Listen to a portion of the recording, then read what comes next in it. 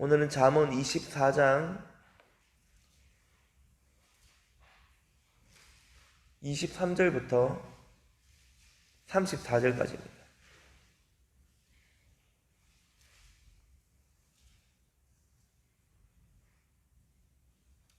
교독하고 마지막 절을 같이 읽겠습니다. 이것도 지혜로운 자들의 말씀이라 재판할 때에 낯을 보아 주는 것이 옳지 못하니라.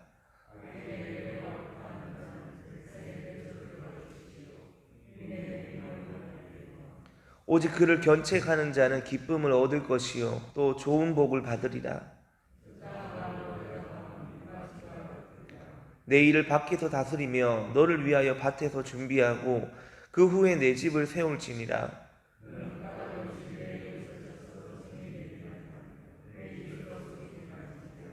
너는 그가 내게 행한 같이 나도 그에게 행하여 그가 행한 대로 그 사람에게 갚겠다 말하지 말지니라.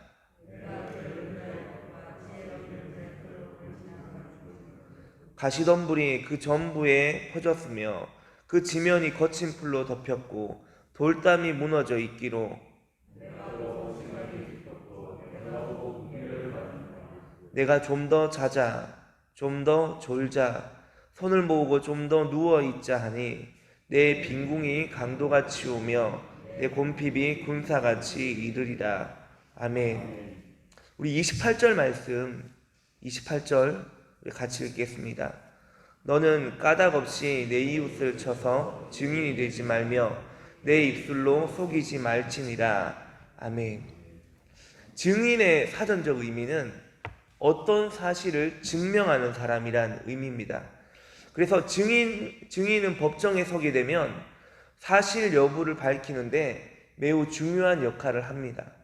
검사에게도 또 변호인에게도 그리고 배심원이나 판사에게도 증인의 증언은 사실 판단의 증거로서 결정적인 작용을 합니다.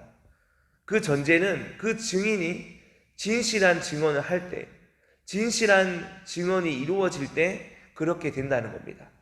그러므로 증인과 증언에서 가장 큰 문제는 증인이 진실된 증인이냐 아니냐, 또 그가 하는 말이 진실이냐 거짓이냐 하는 것입니다.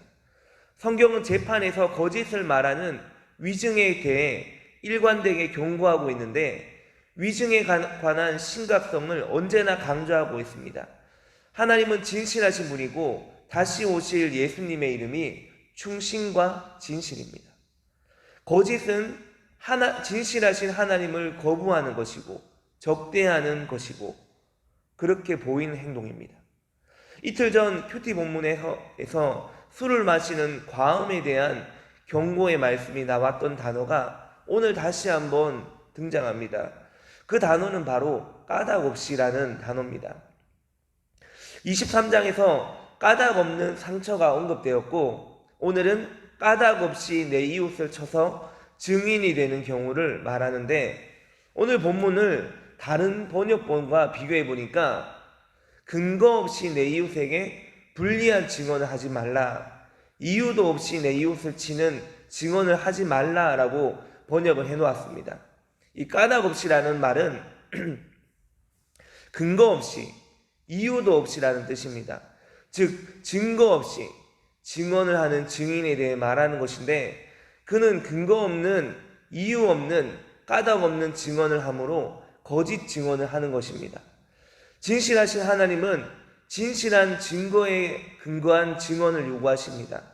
당연히 거짓 증언은 누군가를 불리하게 부당한 상태로 만들어버리며 반대로 정당한 심판을 받아야 할 자를 역시 부당하게 유리한 상태로 만들어버립니다.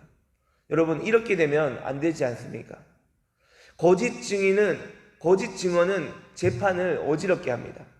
거짓 증언이 통용되고 거짓 증인이 활개를 친다면 그 재판은 진실한 판결에 이를 수가 없습니다.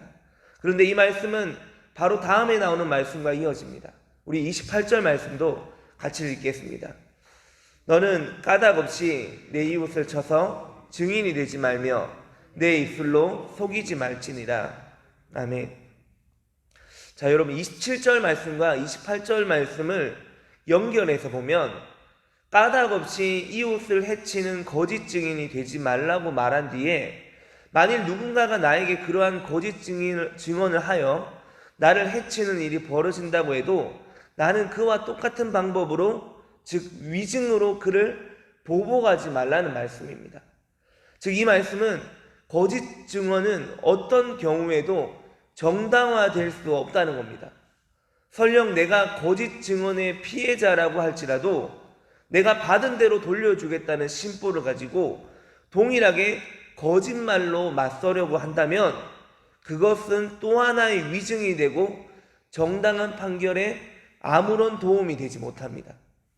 오히려 나는 거짓 증인이 되는 동시에 그와 똑같은 범죄자가 되고 맙니다. 그리하여 가해자가 받을 형벌을 나도 똑같이 받게 된다는 겁니다. 29절에 너는 그가 내게 행한 같이 나도 그에게 행하여 그가 행한 대로 그 사람에게 갚겠다 말하지 말지니라. 그가 내게 행한 같이 나도 그에게 행하여 그가 행한 대로 그 사람에게 갚겠다는 말은 피해자가 판결권을 갖는다는 생각을 전제로 한 것입니다. 그런데 여러분, 그 전제가 옳은 것일까요? 아닙니다. 그래서 그렇게 말하지 말라는 겁니다. 법적인 판결은 반드시 가해자와 피해자 둘 사이가 아니라 공적인 제3자 또는 공권력에 의해서 시행되어져야 합니다. 그래야 공정한 판결이 이루어지겠죠. 그리고 성경적으로 보면 그것은 법적인 판결에만 적용되는 것이 아니고 그것을 넘어서 모든 판단에 이 원리가 적용이 됩니다. 왜냐하면 나는 이웃을 공정하게 판단할 수 없기 때문입니다. 나는 얼마든지 사사로이 나의 주관대로 나의 마음 내키는 대로 사실은 나에게 유리하고 남에게 불리하게 판단할 수 있습니다. 심지어 내가 억울한 피해자라 할지라도 그렇습니다. 내 마음이 조급해져서 지금 당장 나의 판단과 판결에 의해 정의와 공의가 집행되기를 원할 것입니다. 왜냐하면 내가 피해자니까. 가해자는 바로 나에 의해 판단되고 처결되어야 되기를 원하는 그런 마음이 간절할 것입니다. 그러나 여러분, 그것은 대단히 위험한 생각입니다. 왜냐하면 먼저 나의 판단에 얼마든지 문제가 있을 수 있고 더 나아가서 나의 사사로운 판단이 내 영혼을 죄의 자리로 이끌 수 있기 때문입니다. 그렇게 되어버리면 모든 공권력의 소유자요 집행자인 하나님의 권위를 부인하게 되는 것입니다. 또 다른 관점에서 보면 내가 우주의 공권력을 행사할 수 있는 주체라고 주장하는 것이 문제가 됩니다. 그것은 가장 큰 죄가 되는 것이고 곧 하나님 자리까지 높아지려고 하는 죄입니다. 피해자는 하나님 앞에 탄원하며 가해자는 하나님 앞에 회개하는 것이 하나님의 주권 앞에서 마땅한 자세입니다. 그리고 하나님께서 공정하게 그 원을 풀어주시며 신원하시며 역시 공정하게 죄를 다루실 것을 신뢰해야 합니다. 형벌을 부과하시든지 긍휼로 용서를 하시든지 그것은 하나님의 주권입니다. 내가 사사롭게 판단해서는 안 된다는 겁니다. 그가 내게 행한 같이 나도 그에게 행하여 그가 행한 대로 그 사람에게 갚겠다 말하지 말라라고 하잖아요. 왜요? 그렇게 말하실 수 있는 분은 하나님 한 분밖에 없기 때문입니다. 결코 내가 잘잘못의 시비를 가리면 안 된다는 겁니다. 또한 행한 대로 갚겠다는 발상도 잘못된 것이라는 겁니다. 그렇게 갚으실 수 있는 분은 하나님밖에 없습니다. 결코 내가 아닙니다. 그런데 우리는 어떻게 합니까? 우리가 갚으려고 하지 않습니까? 조금 서운한 일이 있으면 내가 다 판단해버리고 내가 다 이야기하며 다니려고 하지 않습니까? 마치 내가 피해자인 것처럼, 물론 피해자일 수 있겠죠. 하지만 그런 말들을 쉽게 내뱉어서는 안 된다는 겁니다. 얼마 전에 베이직교회 조정민 목사님의 강의를 들었는데 이 조정민 목사님의 가장 큰 영향을 준 목사님이 지금은 고인이 되신 하용조 목사님이라고 합니다.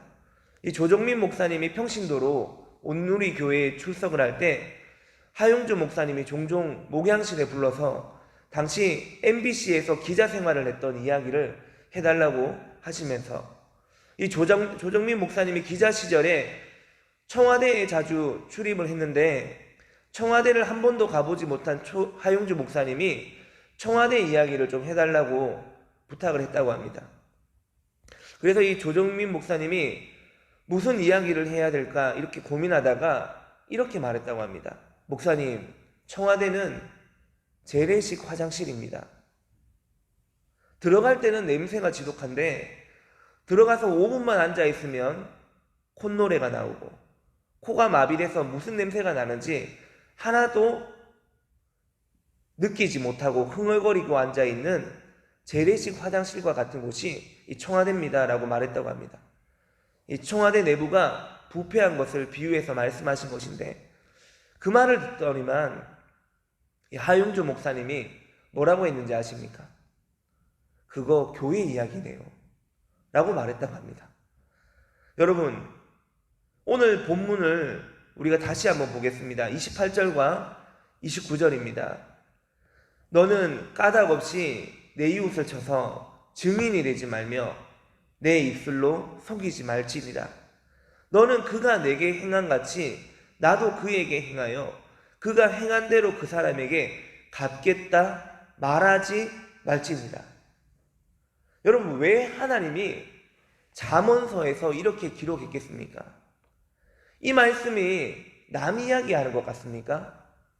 청와대 이야기하는 것 같습니까? 아닙니다. 여러분, 성경은 구원받은 우리에게 주신 하나님 말씀입니다. 다시 말하면 이 말씀이 교회에 필요하기 때문에, 나에게 필요하기 때문에 이 말씀을 우리에게 주신 겁니다. 여러분, 오늘날 가장 복음이 필요한 곳이 세상이 아니라 교회라고들 이야기합니다. 잠언의 말씀이 그저 좋은 교훈 정도의 말씀이 아니라 이 말씀 또한 살아있는 하나님의 말씀이고 여전히 우리에게 말씀하시는 하나님의 음성이라는 것을 잊지 마시기 바랍니다. 오늘 설교 준비하면서 29절 말씀을 이렇게 바꿔봤습니다. 내가 행한 같이 하나님께서도 나에게 행하여 내가 행한 대로 나에게 갚지 않으셨다. 여러분, 하나님은요 우리에게 받은 대로 돌려주지 않았습니다. 만약에 하나님이 우리에게 받은 대로 우리에게 돌려주셨다면 아직까지 우리가 이 세상에 존재할 수 있을까요? 여러분, 우리가 죄를 지어도 하나님은 사랑으로 우리를 안아주셨습니다. 우리가 원수 되었을 때도 여전히 우리를 사랑하셨습니다. 우리가 넘어지면 하나님은 우리를 일으켜 주셨습니다. 하나님의 사랑은 변함이 없고 지금도 영원합니다. 그 사랑을 우리는 오늘도 누리고 있습니다. 이것을 믿는 것이 바로 하나님의 자녀입니다. 오늘 하루도요, 하나님 자녀로서 감사하며 세상의 빛과 소금이 되는 사역을 감당하여 모든 사람들이 우리 안에 있는 예수 그리스도의 빛을 보게 되는 하루가 될 수 있기를 예수님 이름으로 축원합니다. 함께 기도하겠습니다. 하나님 감사합니다. 때로는 우리의 삶이 고달픈 인생길이라 할지라도 주께서 우리와 함께 하심이 우리에게 날마다 큰 위안이 됩니다. 원수되었던 우리를 사랑해 주셨고 우리를 먼저 안아주셨고 우리를 먼저 사랑한다고 말씀해 주신 그 하나님의 사랑을 우리가 오늘도 잊지 않기를 원합니다. 하나님이 우리에게 베풀어 주신 구원의 은혜가 오늘 하루도 가득하게 해주시고 우리에게 죄 지은 자를 사하여 주신 같이 우리를 사하여 달라는 주기도문의 고백처럼 세상을 살아가면서 날마다 하나님의 은혜를 잊지 않기를 원합니다. 그리고 하나님의 자녀가 된 우리의 가치와 정체성 또한 잃지 않길 원합니다. 하나님 자녀됨의 가치가 우리의 복음적인 신앙생활에 중요한 가치가 되는지 잊지 않고 오늘 하루도 하나님 자녀로서 살아갈 수 있는 우리 모두가 되게 해 주시옵소서. 하나님, 오늘도 우리를 이끄시고 인도해 주시기를 간절히 원합니다. 감사드리며 예수님 이름으로 기도드립니다. 아멘. 하늘에 계신 우리 아버지, 아버지의 이름을 거룩하게 하시며 아버지의 나라가 오게 하시며 아버지의 뜻이 하늘에서와 같이 땅에서도 이루어지게 하소서. 오늘 우리에게 일용할 양식을 주시고 우리가 우리에게 잘못한 사람을 용서하여 준 것 같이 우리 죄를 용서하여 주시고 우리를 시험에 빠지지 않게 하시고 악에서 구하소서. 나라와 권능과 영광이 영원히 아버지의 것입니다. 아멘. 지금 이 시간은 새날 공동